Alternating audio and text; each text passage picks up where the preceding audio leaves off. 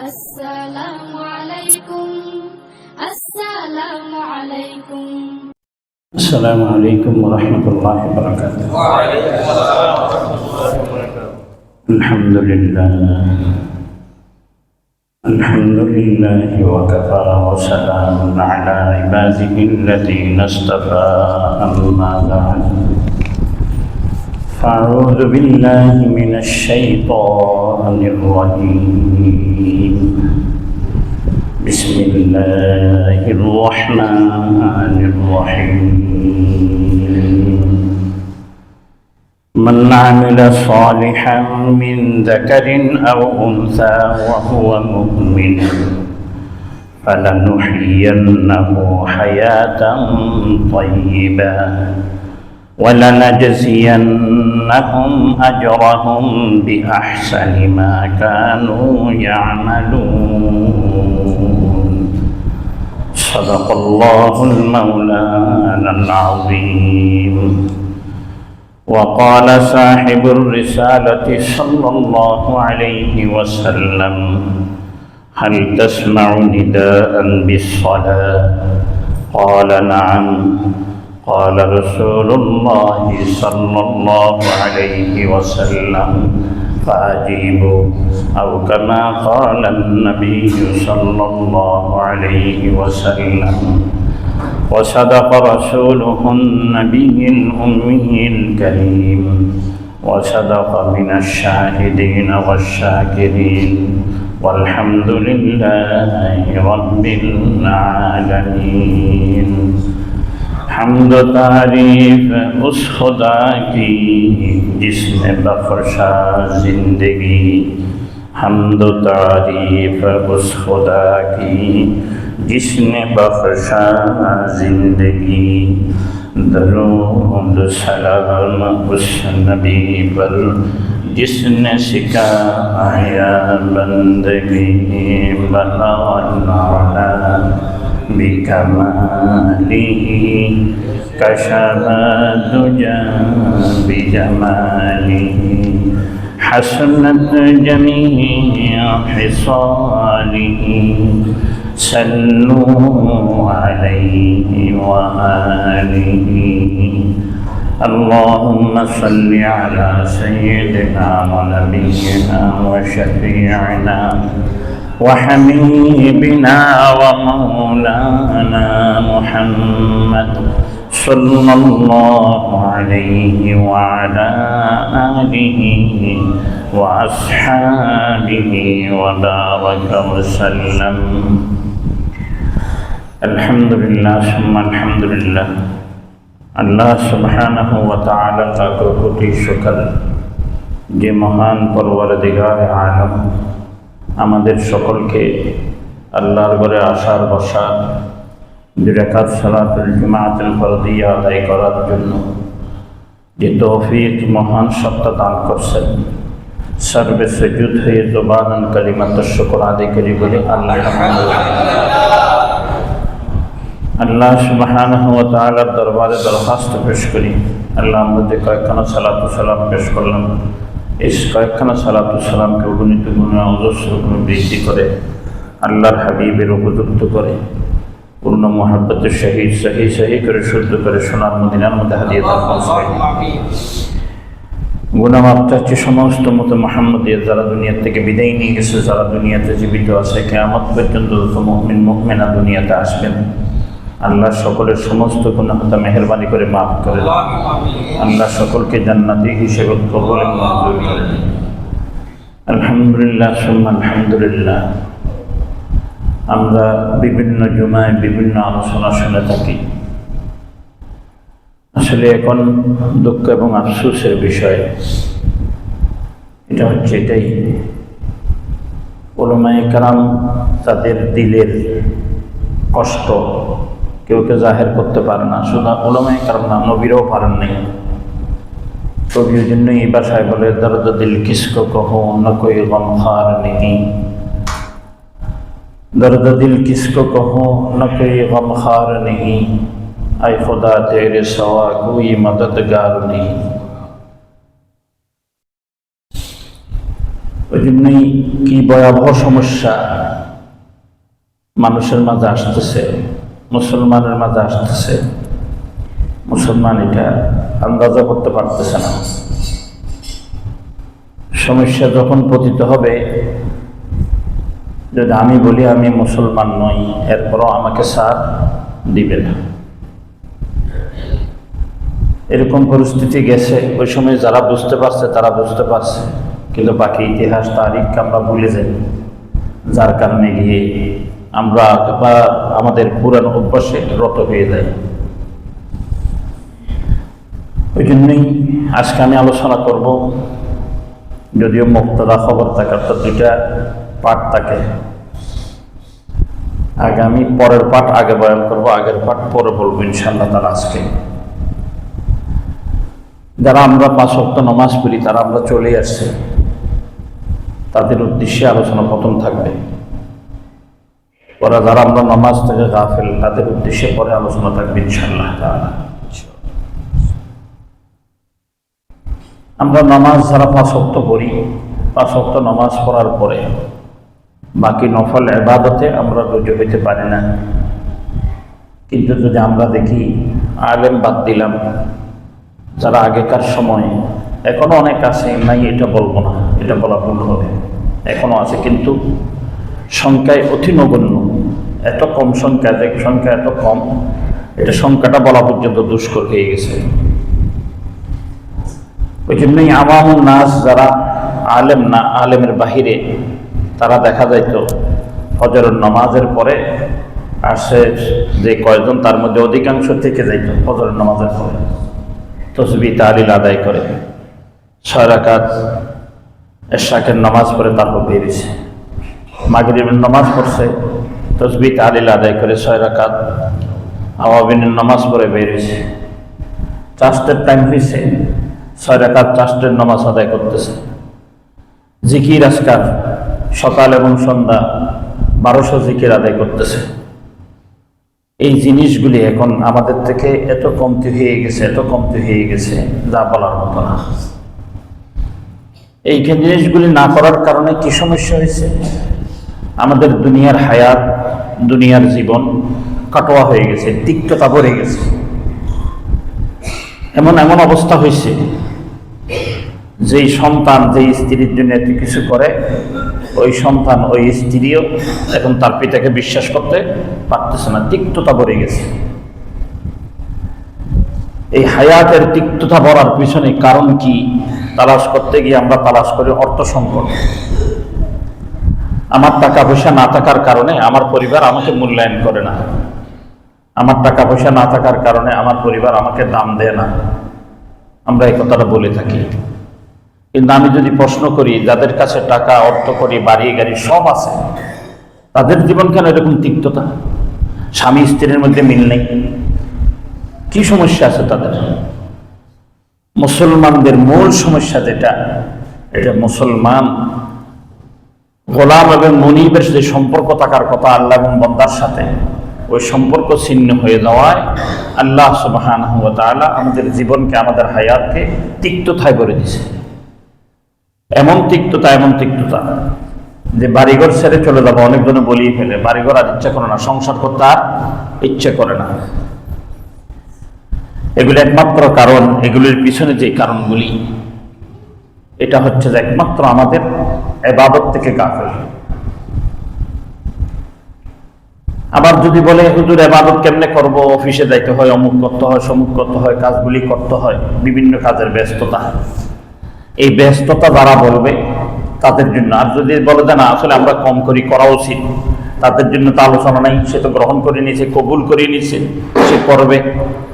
কিন্তু কেউ যদি বলে যে হুজুর এত ব্যস্ততার মধ্যে আপনি ওয়াজ করেন, ব্যস্ততার কারণে এগুলি তো আসলে করে ওঠা হয় না, তাহলে আমি ওইরকম একজন ব্যস্ততার কথা, ব্যস্ত ব্যক্তির কথা আপনাদের সামনে কোরআন শরীফ থেকে নিয়ে আসবেন ইনশাআল্লাহ তাআলা।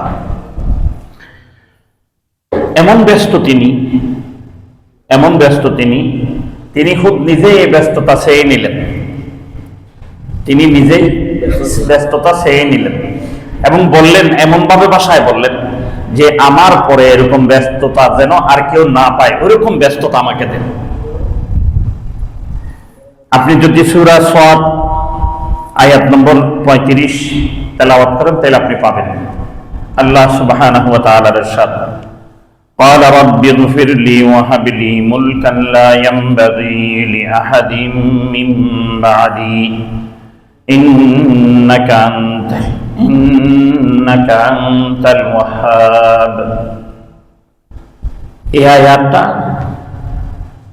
তেলাওয়াত করলে আপনি পাবেন। নবীদের মধ্যে জলিলুল কদর দামি নবী সুলাইমান আলাইহিস সালাতু সালাম, তার পিতাও ছিলেন বাদশাহ। যখন ওনাকে বাদশাহ ওনার হাতে আসবে তখন উনি দোয়া করতেছেন আল্লাহর কাছে, ক্বালা রাব্বি গফিরলি, হে আল্লাহ, প্রথমে আমি আপনার থেকে আমার গুনাহ মাফ চাই নিচ্ছি, অর্থাৎ আমার বলা যদি ভুল হয় আমাকে কি করবেন, আপনি মাফ করে দিবেন। কিন্তু কি চাই আমি, ওয়াহাবলি মুলকান, আমার বাবারে যেরকম রাজত্ব দিয়েছেন ওইরকম রাজত্ব আমি চাই না, আমি এমন এক রাজত্ব চাই। ওনার বাবাকে দাউদ আলাইহিস সালাম, দাউদ আলাইহিস সালাম জালুত থেকে যখন ক্ষমতা তালুতে নিলেন, তালুতে ক্ষমতা কাকে দিয়ে দিলেন, দাউদ আলাইহিস সালামকে দিয়ে দিলেন। এই দাউদ আলাইহিস সালাম থেকে ক্ষমতা পাবে সুলাইমান আলাইহিস সালাম। এই সুলাইমান আলাইহিস সালাম বলতেছিলেন আমার বাবার যে ক্ষমতা ওইরকম ক্ষমতা আমি চাই না, কিন্তু আমি এমন এক ক্ষমতা চাই, লা ইয়ানবাগি লিআহাদিন মিন বা'দি, আমি যে ক্ষমতা চালাবো এই ক্ষমতা আমার পরে আর কেউ চালাইতে পারবে না, এরকম ক্ষমতার অধিকারী আমাকে করতে হবে। কারণ ইন্নাকা আনতাল ওয়াহ্হাব, আপনি একমাত্র দাতা, আপনি দিতে পারেন, আর কেউ দিতে পারবে না। তাহলে কিরকম রাজত্ব দিলেন? প্রথমে কয়েকটা, আমি এরকম যে 36টা আছে, আমি মাত্র কয়েকটা আপনাদের সামনে আলোচনা করব, বিশেষভাবে যে কয়েকটা কোরআন শরীফ আছে তার থেকে। আল্লাহ সুবহানাহু ওয়া তাআলা প্রথম বৈশিষ্ট্য যেটা অন্য কেউকে এর আগেও দেয় নাই, সুলাইমান আলাইহিস সালাম বলছে আমার পরে যেন আর কেউ না পায়, কিন্তু আল্লাহ তাআলা এমন ভাবে দিলেন তার পূর্বে কেউ দেন নাই, তারপরও কেউকে আর দেওয়া হবে না। হয় না, না হবে না, দেওয়া হবে না। কি? ফাসাখখারনা লাহু রিহা তাজরি বিআমরিহি, আমি সুলাইমান আলাইহিস সালামকে যে রাজত্ব দিলাম, ব্যস্ততা দিলাম, এই ব্যস্ততা এমন ব্যস্ততা দিছি যে বাতাস তোমরা অনুভব করতেছো, যে শ্বাস প্রশ্বাস তোমরা অনুভব করতেছো, এটা আমি সুলাইমান আলাইহিস সালামের হুকুমের আদেশের মধ্যে দিয়ে দিছি। উনি বললে চলবে, উনি না বললে চলবে না। উনি যদি বলে বন্ধ হয়ে যাও, বাতাস বন্ধ হয়ে যাবে, স্তব্ধ হয়ে যাবে, কেউ শ্বাস নিতে পারবে না, পুরো শ্বাস বন্ধ হয়ে যাবে। আমি সুলাইমান আলাইহিস সালামকে এমন ব্যস্ত রাজত্ব দিছি যে বাতাসটা তরকার আয়ত্তে দিয়ে দিছি। শুধু এতটুক নয়, দ্বিতীয় নম্বর, কুরসি, এমন একটা সিংহাসন আমি তাকে দিলাম। আমাদের যে দুনিয়াবি সিংহাসন যারা আছেন তারা এক রুম থেকে আরো রুমে নিয়ে যেতে পারেন সিংহাসনটাকে, চেয়ারটাকে, কিন্তু এমনকি আমাদের দেশে বিভাগীয়, এক বিভাগ থেকে আরেক বিভাগে নিয়ে যাওয়া সম্ভব। ওই বিভাগে গেলে ওনার জন্য আরেকটা চেয়ার বানানো হয়, কিন্তু সুলাইমান আলাইহিস সালামকে আল্লাহ তাআলা এমন একটা চেয়ার দিলেন, এমন একটা কুরসি দিলেন, এমন একটা সিংহাসন দিলেন, যে সিংহাসন কি হয়, উগুদুহা শাহরুন ওয়া রাওয়াহুহা শাহরুন, এই পুরো সিংহাসন মন্ত্রী পরিষদ নিয়ে, সব এমপি মন্ত্রী সকলকে নিয়ে তিনি সকালবেলায় রওনা দিলে বিকেলে যে পৌঁছেন 1 মাসের রাস্তা। যে তেজ রফতার ঘোড়া 1 মাস রাস্তা অতিক্রম করলে যতটুকু তিনি সকালে রওনা দিতে তিনি সাথে সাথে সন্ধ্যার সময় এটা পৌঁছে যান। আবার সকালে সন্ধ্যায় যখন রওনা দেন, সকালে আবার ওই 1 মাসের রাস্তা অতিক্রম করে চলে আসেন। অর্থাৎ এমন বিশাল একটা সিংহাসন নিয়ে মুহূর্তের মধ্যে 1 মাসের রাস্তা অতিক্রম করে ফেলে। এরকম একটা সিংহাসন আমি তাকে দান করলাম। ব্যস্ততা, এত ব্যস্ততা, বিশাল সিংহাসন।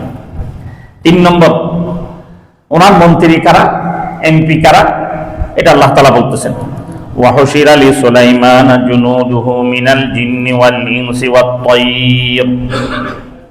আল্লাহ তাআলা বলতেছেন আমি সুলাইমান আলাইহিস সালামের মন্ত্রী পরিষদের মধ্যে কারে দিয়েছে জানো? প্রথম বলতে গিয়ে আল্লাহ তাআলা ইনসানের কথা আনেন নাই, জিন্নাতের কথা আনছেন। আমি তার মন্ত্রী পরিষদ যে বানাইছি, এমপি মন্ত্রী যে হয়েছে, এরা সব জিন থেকে হয়েছে, এরা সব ইনসান থেকে হয়েছে, এরা সব পাখির থেকে হয়েছে। আপনি বলবেন পাখি, হ্যাঁ পাখি হচ্ছে আপনার পানি মন্ত্রী ছিল, পানি মন্ত্রী। পানি মন্ত্রী আছেন আমাদের দেশে, হ্যাঁ পানি মন্ত্রণালয়ের মন্ত্রী ছিলেন কে? পাখি। সে পাখি কি? فقال ما لي لا أرى الهدهد أم كان من الغائبين।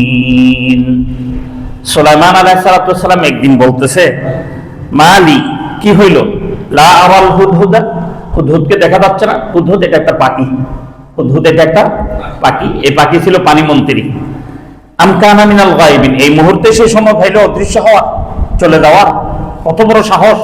জরুরি একটা ডিসিশন নিব এখন আমরা, এই সময় চলে গেল। তাইলে দেখা যাচ্ছে আল্লাহ সুবহানাহু ওয়া তাআলা সুলাইমান আলাইহিস সালামের মন্ত্রী পরিষদে ছিলেন জিন, মন্ত্রী পরিষদে ছিলেন মানুষ, মন্ত্রী পরিষদে ছিলেন পশু পাখি। এগুলি সব ওনার মন্ত্রী পরিষদের সদস্য ছিলেন। এত ব্যস্ততা। 6 নম্বর, আল্লাহ সুবহানাহু ওয়া তাআলা সুলাইমান আলাইহিস সালামকে আরেকটা বিশেষত্ব দান করলেন। এটা হচ্ছে ভাষার দিক দিয়ে। কি বললেন? উল্লিমনা মানতিকাত তাইর। তুমি শুনছো যে মন্ত্রী পরিষদের সদস্য পাখি, তো সুলাইমানের পাখি কি কথা কইব, কি বুঝবো? বলে আমি আল্লাহ তাআলা পাখির ভাষা যেন বুঝে ওইরকম বুঝদার সুলাইমানকে আমি বানিয়ে দিছি। শুধু এতটুক নয়, ওয়া উতিয়া মিন কুল্লি শাই, এবং প্রত্যেক জীব জন্তু পশু পাখি মাছ টাছ যা আছে, যত ভাষা আছে তখনকার সময় সমস্ত ভাষা, এমনকি ফিবরার ভাষা পর্যন্ত, ফিবরার ভাষা পর্যন্ত কে বুঝবে? সুলাইমান আলাইহিস সালাম বুঝে নিবে। আমি আপনাদেরকে ব্যস্ততা আলোচনা করতেছি এখন। মানে সুলাইমান কত ব্যস্ততা ছিলেন, যে ব্যস্ততা তো ছিলেন এমন ব্যস্ততা, এটা আমি আর আপনি তালাশ করলেও পাবো না। তা আমি আর আপনি আপনাকে ব্যস্ততা বলি, ব্যস্ততার কারণে ইবাদত করতে পারি না, কাজের কারণে ইবাদত করতে পারি না, এই কথা যারা বলি আর কি, তাদের কথা যেখানে আসতেছে। 6 নম্বর, কেমন ভাষা বুঝতেন, কেমন ভাষা বুঝতেন, আবার সিংহাসন কেমন ছিলেন তিনি?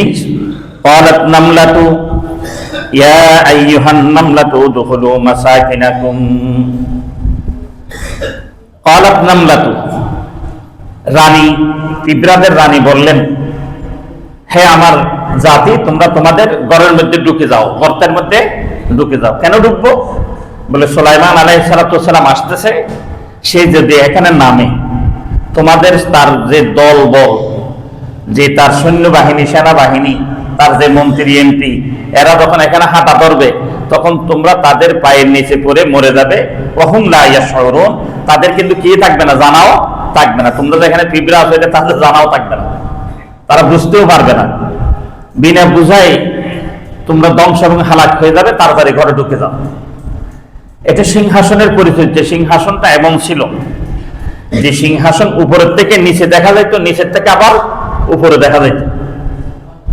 এই কাছের এদিক থেকে ওই লোকটা বসছে, তার দাড়ি পাকনা, টুপি দিছে একটা কালো, এটা দেখা যাচ্ছে। আবার ওই দিক থেকে আমাকে সে দেখতেছে আমি কিরকম জামা পরছি, কিরকম পরছি। আল্লাহ তাআলা এমন সিংহাসন বানিয়ে দিলেন যে সিংহাসন উপরের থেকে নিচে দেখে, আবার নিচ থেকে উপরে পর্যন্ত দেখে। এটা শুধু মেঘ বুঝে বলে থাকবে এরকম নয়। এখন তো বিজ্ঞান হয়েছে, চরম বিজ্ঞান, কিন্তু বিমানটা এমন বিমান হয়েছে যে বিমানের উপরে কে আছে দেখা যায়, নিচে কে আছে দেখা যায়, দেখা যায়। আল্লাহ সুবহানাহু ওয়া তাআলা সুলাইমান আলাইহিস সালামকে এমন একটা সিংহাসন দান করলেন, ওই উপর থেকে একটা পিঁপড়া কি বলতেছে এটা পর্যন্ত কে দেখতেছে? সুলাইমান আলাইহিস সালাম দেখতেছে। এবং সুলাইমানের কানে বাতাস এমন একটা তাকে পাওয়ার দিলেন যে আমরা এখন স্যাটেলাইট বানাই, স্যাটেলাইট পাঠাই দিই উপরে। আল্লাহ তাআলা বাতাসকে সুলাইমান আলাইহিস সালাম স্যাটেলাইট বানাই দিলেন, বাতাসের সাথে সাথে সংবাদটা পৌঁছাই দেয়। 7 নম্বর, এই বিশাল সিংহাসন কোথাও গিয়ে যে ল্যান্ডিং করবে, বিমান ল্যান্ড করে না, বিমানকে আমাদের জিলপার রাস্তায় ল্যান্ড করতে পারবে না, কচুকের বাজারে মনে পারবে, এটা বিশাল একটা জায়গা আছে, রাস্তা বড় না, মনে মানে নিয়ে নিতে পারবে, কি বলেন? পারবে না। তাহলে বিমান ল্যান্ড করার জন্য একটা বিমানবন্দর লাগে, কিন্তু আল্লাহ তাআলা সুলাইমান আলাইহিস সালাম এই সিংহাসন দিয়েছে ল্যান্ড করার জন্য কোনো বন্দর লাগে না। বিনা কোনো কিছু ছাড়া যেখানে মনে চায় যদি যেই পারে চলে আসবে। এখন সুলাইমান আলাইহিস সালাম দিল পারে আসবে, সকল সৈন্যবাহিনী নিয়ে এখানে চলে আসতে পারবে, ওখান থেকে নেমে। এই সিস্টেম আল্লাহ তাআলা করে দিলেন। এরপরে শুধু এতটুকু নয়, আমাদের সাধারণ থেকে সাধারণ একটা গাড়ি যদি একটু স্পিডে চলতে চায়, তাহলে এটা কমপক্ষে তেল না হলে বর্তমান আধুনিক যুগের মধ্যে কি করছেন, কি দিয়ে একটু সূর্যের তাপ নিয়ে কি হতে হবে, চলতে হবে। এটা কি বলা হয়? হ্যাঁ, সৌর বিদ্যুৎ। সৌর বিদ্যুৎ, এই সৌর দিয়ে চলতে হয়। কিন্তু আল্লাহ তাআলা সুলাইমান আলাইহিস সালাতু সিংহাসনটা এমন দিলেন, না সৌর লাগে, না গৌর লাগে, না তেল লাগে, না তুল লাগে, কিছুই লাগে না, কিছু বিহীন চলতে থাকে। আবার আছে তো আছে, বর্তমান কমপক্ষে যদি আপনার কি না হয়, ড্রাইভার ছাড়া তো কিছু গাড়ি হচ্ছে, কম্পিউটারে সেট করে দিচ্ছে, সেট পাবে সেই চলে যাচ্ছে। বলছো এরকম কম্পিউটারে সেট করা নাই, বিনা কম্পিউটারে সেট করা, বিনা ড্রাইভার বিহীন সুলাইমান আলাইহিস সালাতু ওয়াসসালামের এত বড় সিংহাসন, যেখানে মনে চায় ওখানে চলে যাচ্ছে। আরো আছে, আমি আরো বলবো নি, বললে তো সময় চলে যাবে, আমাকে আপনারা ইজাজত দিবেন না তো। আমি যে শুধু এতটুকু কথাটাই বলি, ইনশাআল্লাহ আমি আপনাদেরকে আসরের পর পর্যন্ত করাই যাবে। কি বল, জুমা আসরের নামাজের সাথে বললে তো ভালো হয়। তো এই জন্যই এতটুকু আজকে থাক। তাহলে ব্যস্ততা, সুলাইমান আলাইহিস সালাতু ওয়াসসালাম কত ব্যস্ততা ছিলেন। ওনার এমন কিছু ক্ষমতা ছিল যে ক্ষমতাগুলি আমার আর আপনার নাই, এরকম ব্যস্ততাগুলি আমার আর আপনার নাই। উনি সারা রয়ে জমিনের, যত জমিনের মধ্যে যত জায়গা ছিল, যত মখলুক ছিল, সমস্ত মখলুকের বাদশা। কি আমাদের প্রধানমন্ত্রী গরুর প্রধানমন্ত্রী নাকি? আমার প্যারেস করে নিয়ে যাবে আজকে, এটা কইছি আর তারিখ দিয়ে গরুর প্রধানমন্ত্রী কইছো তুমি। আমি এটা বলিনি, আমি বলছি সুলাইমান আলাইহিস সালাম গরুর প্রেসিডেন্ট ছিলেন, ছাগলেরও ছিলেন এবং মাছেরও ছিলেন। উনি সমস্ত মখলুকের প্রেসিডেন্ট ছিলেন। আল্লাহ সুবহানাহু ওয়া তাআলা কোরআন শরীফের মধ্যে এটা বলে দিয়েছে, সমস্ত মখলুকের। যেখানে মানুষ নাই, জীবজন্তু আছে, এরকম আছে কি নাই? আফ্রিকার গহীন জঙ্গল, মানুষ আছে, এখানে কি জীবজন্তু আছে না? তাই এখানে বাদশা যাইতে হবে না? সুলাইমান আলাইহিস সালাম ওই গহীন জঙ্গল পর্যন্ত চলে গেছেন, তার পুরো লাশ লস্কর নিয়ে, সিংহাসন নিয়ে চলে গেলেন। এটাই হচ্ছে সুলাইমান আলাইহিস সালামের ব্যস্ততা। এত ব্যস্ত থাকার পরও, এত ব্যস্ত থাকার পরও, এত ব্যস্ত থাকার পরও আল্লাহ সুবহানাহু ওয়া তাআলা সুলাইমান আলাইহিস সালামের একটু করে আল্লাহ বুলা হওয়ার কারণে কি করলেন, এটা একটু কোরআন শরীফে দেখি। ইন্নী আহবাবতু হুব্বাল খায়রি আনির যিকরি রাব্বি। একদিন সুলাইমান আলাইহিস সালাম তার সিংহাসনে একটু চিন্তা করতেছিলেন। আমি অনেক সময় আপনাদেরকেও বলছি, আমাদের মসজিদ পরিচালনা কমিটি যখন ইমাম সাহেবের রুমে গিয়ে বসে, ওই ইমাম সাহেব রুমের মধ্যে বলে যে আপনারা এত সুন্দর একটা রুম দিবেন, এটা আমি কল্পনাই করিনি।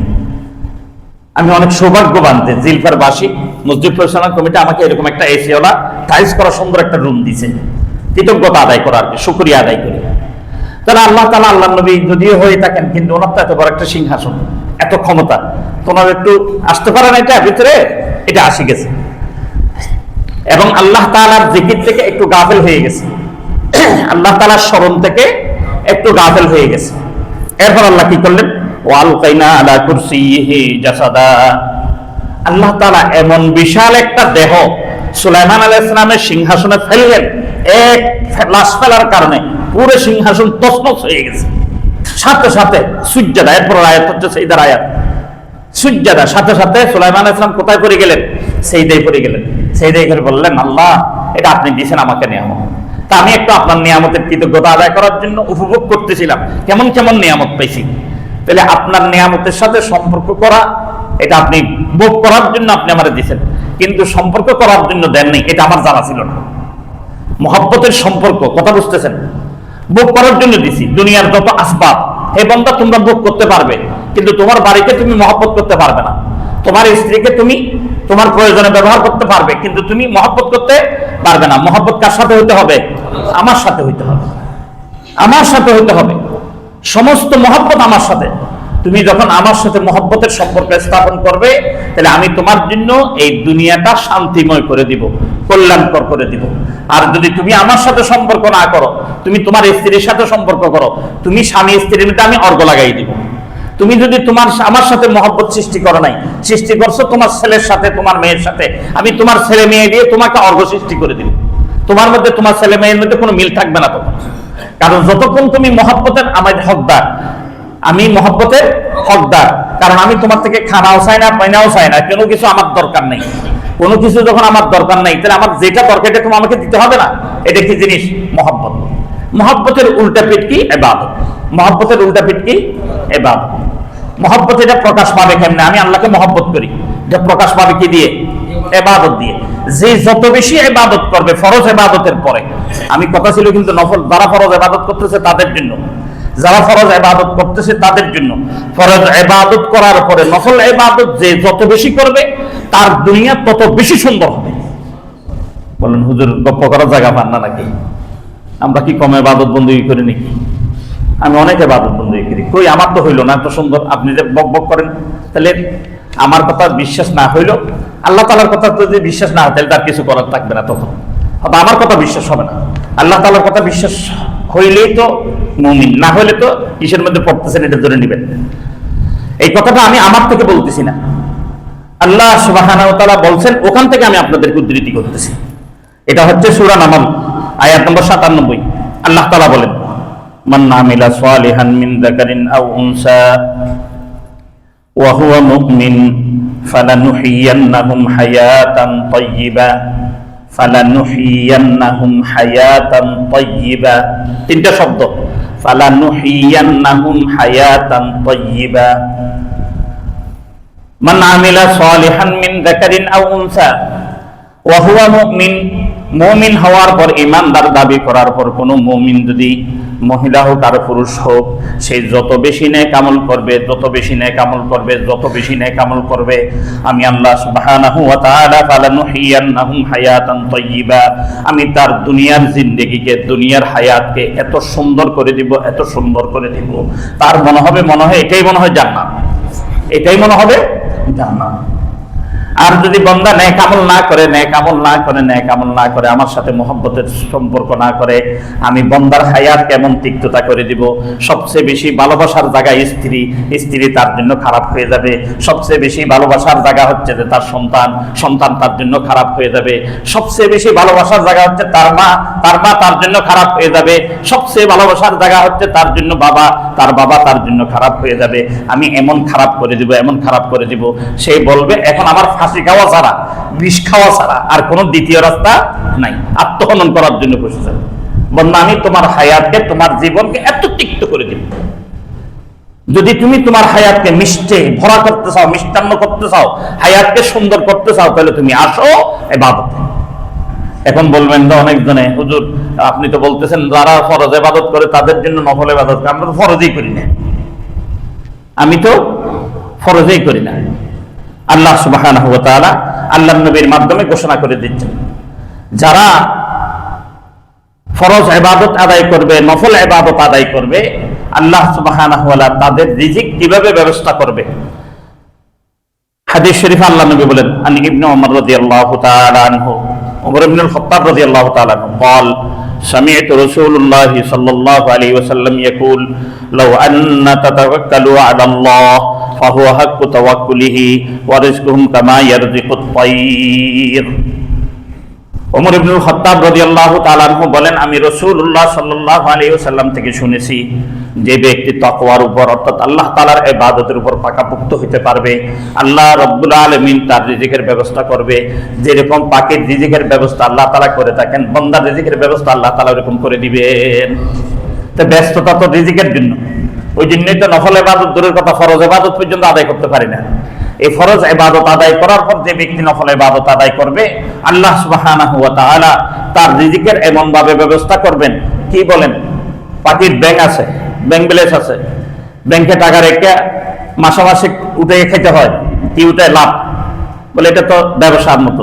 এটা কথা আমি আর আপনি আজকে বলতেছি না, এটা কথা 1400 বছর আগে যখন কোরআন শরীফ নাযিল হয়েছে সুদের ব্যাপারে, তখনকার মুসলমানরা বলেন নাই, কাফেররা বলছেন এটা তো কোনো সুদের ব্যবসা, এটা হচ্ছে ব্যবসার মতো, এটা তো ব্যবসার মতো, ব্যবসার মধ্যে টাকা লাগাইলে এরকম লাভ আসে, এখানেও লাভ আসতেছে, লাভটা খাইতেছি। তাহলে এখন বলেন, পাখিরা ব্যাংকে টাকা রেখে লাভ খায়, ব্যবসা করে, দোকান আছে, মিল ফ্যাক্টরি করে, কারখানা করে, না কোনো কিছু করে। সকালে যখন বের হয় পুঁজিবিহীন বের হয়, কোনো পুঁজি নেই। যখন সন্ধ্যায় ঘরে ঢুকে তখন পেট ভরে ঢুকে। আল্লাহ তাআলা বলতেছেন, যে বান্দা আমার সাথে সম্পর্ক করবে, আমি তোমাকে বলে দিলাম শুনে রাখো, পাখি যেরকম সকালবেলায় পুঁজিবিহীন বের হয়ে যাচ্ছে, কোনো কিছু বিহীন বের হয়ে যাচ্ছে, সন্ধ্যাবেলায় পেট ভরে ঘরের মধ্যে ঢুকতেছে, শান্তির সাথে এসে আওয়াজ হাসি খুশি দিছে। সকালে যখন যাচ্ছে আওয়াজ করতেছে, যাচ্ছি যাচ্ছি চলো আসো সবাই যাই, গেছে, খাইয়ে দিয়ে সন্ধ্যা আসার সময় আবার কেঁচে আবার আওয়াজ করে। দেখবেন পাখিরা সকালবেলায় এক আওয়াজ করে, সন্ধ্যায় আবার আওয়াজ করে, সকালে আওয়াজ করে, চলো চলো আমরা রিজিকের সন্ধানে বের হয়ে যায়। সন্ধ্যায় যখন আসে তখন তারা বলে যে আলহামদুলিল্লাহ, আজকে আল্লাহ তাআলা আমাদেরকে উত্তম রিজিক দান করছেন, উত্তম রিজিক দান করছেন, চলো এখন ঘুমিয়ে যায়। রাত্রে পুরো নিচে আপ হয়ে গেছে, ঘুমিয়ে গেছে, পেট ভরে খেয়ে দিয়ে সারা রাত্রি ঘুমের মধ্যে চলে গেছে। ওইরকম আল্লাহ সুবহানাহু ওয়া তাআলা আল্লাহর নবীর জবানের দ্বারা ঘোষণা দিয়ে বলেন, হে বান্দা, তোমরা যেরকম ফরজ ইবাদত আমার আদায় করো, নফল ইবাদত যদি আদায় করো, আমি তোমাদের সাথে নবীর মাধ্যমে ওয়াদাবদ্ধ হচ্ছি। পাখিদের যেরকম আমি কোনো পুঁজিবিহীন, কোনো কিছুবিহীন যদি তাদেরকে আমি তাদের রিজিক দিতে পারি, তুমি বান্দা মাত্র মুষ্টিময় কিছু বান্দা, এই বান্দার রিজিক আমার দেওয়া কোনো কিছুই না, আমিও তোমাদের রিজিকের ব্যবস্থা করি। ফরজ ইবাদত, ফরজ ইবাদতের মধ্যে সর্বপ্রথম ইবাদত কি, সর্বাগ্রে ইবাদত কি? সালাত, নামাজ। নামাজ নামাজ অনেকজনে বলবেন, হুজুর আমি তো নামাজ পড়ি, একটু মসজিদে আসতে পারি না আর কি, বাসায় পড়ি। এটার জন্য শরীয়তের উলামায়ে কেরামের মতামত কি? আমি তো এখানে বসছি হানাফি মাযহাব অবলম্বী, ওই জন্য আমি হানাফি মাযহাব মাসলাকের কথা বলবো। হানাফি মাসলাকের মজা হচ্ছে, মহিলারা ওয়াক্ত মতো ঘরে নামাজ আদায় করবে, পুরুষরা ওয়াক্ত মতে জামাতে শরীক হয়ে নামাজে জামাত আদায় করবে। এক দল থাকবে ঘরে, আরেক দল থাকবে মসজিদে। পুরুষরা মসজিদে জামাতে নামাজ পড়ার জন্য আসবে, এই হুকুম উলামায়ে কেরাম দেন নাই, এই হুকুম দিয়েছেন আল্লাহর নবী রাসূলুল্লাহ সাল্লাল্লাহু আলাইহি ওয়াসাল্লাম। আমি প্রথমে একটা ঘটনা বলে তারপর হাদিস আলোচনা করতেছি। আব্দুল্লাহ ইবনে উম্মে মকতুম, আব্দুল্লাহ ইবনে উম্মে মকতুম, উম্মে মকতুমের ছেলে আব্দুল্লাহ, অর্থাৎ তার পিতা ছিল অন্ধ। তিনি একদিন গেলেন আল্লাহর নবীর কাছে, ইয়া রাসূলুল্লাহ, ইয়া হাবিবাল্লাহ, আমি তো অন্ধ মানুষ, আমার সন্তানও ঘরে থাকে না, তখন আজান দিলে আমি কি মসজিদে আসবো কি আসবো না, এই রায়টা আমাকে দেন। আল্লাহ নবী রাসূলুল্লাহ সাল্লাল্লাহু আলাইহি ওয়াসাল্লাম বললেন, তুমি কি নামাজের আওয়াজ শুনো? অর্থাৎ নামাজের নেদা, নামাজের আওয়াজ মানে কি? আজান, আজান, আজান, আজান কি শুনো? বলে হ্যাঁ শুনতে পাই। যদি তুমি আজান শুনতে পাও তাহলে তোমাকে মসজিদে আসতে হবে। তাকে বলতেছে, আমার মতো 200 কলাকে না, একটা কলাকে না, তার একটা চোখেই নেই, একটা চোখও নেই। অন্ধ ব্যক্তিকে বলতেছে আপনার মসজিদে আসতে হবে, মসজিদে আসার ছাড়া কোনো চলবে না। তাহলে এবার আমার আর আপনার, আমি আর আপনি যে ঘরে নামাজ পড়ি, ঘরে কে নামাজ পড়তে পারবে? উলামায়ে কেরামের মতামত কি? সমস্ত উলামায়ে কেরাম একমত, 3টা কারণে পারবে। একটা কি? জানের ভয়, রাস্তায় বের হয়ে গেলে জানের ভয়। জানের কেমন ভয়? এমন বৃষ্টি পড়তেছে, সে যদি বের হয়ে আসে এই বৃষ্টির মধ্যে মসজিদে যাইতে গেলে তার কি সমস্যা হবে? রোগ ব্যাধি হইতে পারে, বা পিছলে গায়ে পড়ে তার জানের সমস্যা হইতে পারে, এরকম বিভিন্ন ধরনের হতে পারে। তাইলে ঘরে নামাজ পড়তে পারবে এই সময়।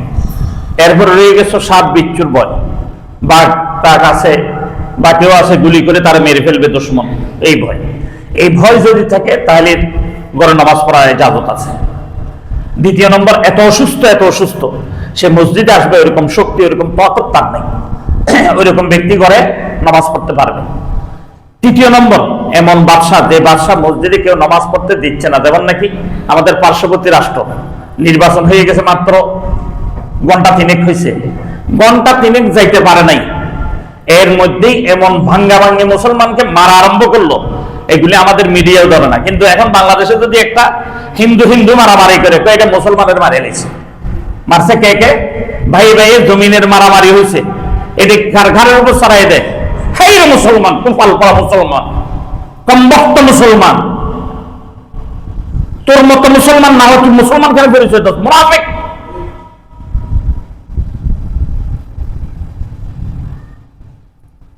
মিথ্যা বলার পর্যন্ত, মিথ্যা বলার একটু শাস্তি, একটা সীমা থাকা দরকার।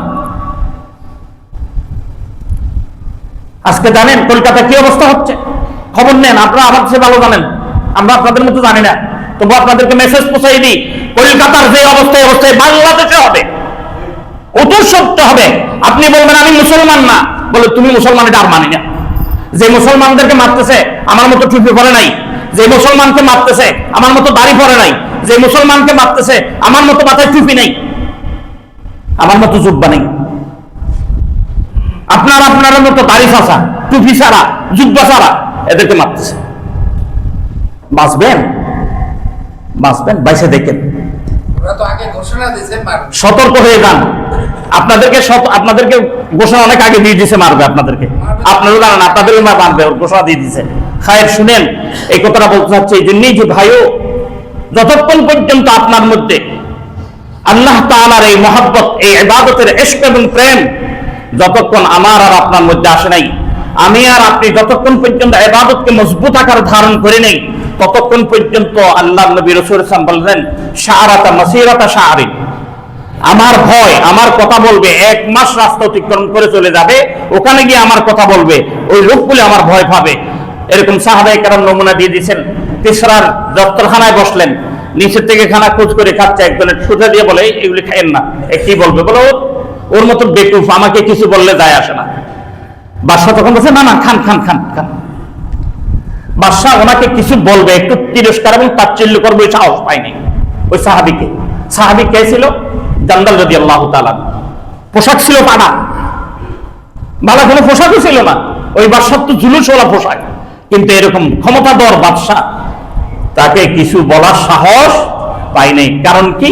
তার সম্পর্ক কার সাথে ছিল? আল্লাহর সাথে সম্পর্ক ছিল। আল্লাহর সাথে সম্পর্ক তার হয়ে যাবে, দুনিয়ার কোনো শক্তি নেই তার সামনে এসে কোনো কথা বলবে, তার সামনে মাথা নত করতে হবে। যদি এটা 21 বছর পরও হয়, এক সুপার পাওয়ার 18 বছর যুদ্ধ করে মাথা নত করলো, আর এক সুপার পাওয়ার 21 বছর যুদ্ধ করে মাথা নত করলো। কাদের সামনে? আল্লাহওয়ালাদের সামনে। যাদের সম্পর্ক কাদের থাকে? আল্লাহওয়ালাদের সাথে থাকে, আল্লাহর সাথে থাকে। ওই জন্য ভাইও আল্লাহর সাথে সম্পর্ক করেন, আল্লাহর সাথে মহব্বতে পয়দা করেন, দেখবেন ইনশাআল্লাহ সুম্মা ইনশাআল্লাহ আমার আর আপনার জন্য আল্লাহ সুবহানাহু ওয়া তাআলা এই দুনিয়াকে এত সুন্দর দুনিয়া করে দিবে, এই দুনিয়াকে এত সুন্দর দুনিয়া করবে আমি আর আপনি কল্পনাই করতে পারবো না, যেটা আল্লাহ তাআলা কোরআন শরীফের মধ্যে বলছেন। ওই জন্যই আব্দুল্লাহ ইবনে উম্মে মাকতুমকে বলতেছে তুমি নামাজ পড়তে আসতে হবে, জামাতে নামাজ তোমাকে পড়তে হবে। এরপরে রাসূলুল্লাহ সাল্লাল্লাহু আলাইহি ওয়াসাল্লাম হাল তুসতামি নিদাই বিসসালাহ ক্বালা নাম ক্বালা ফাআজিব।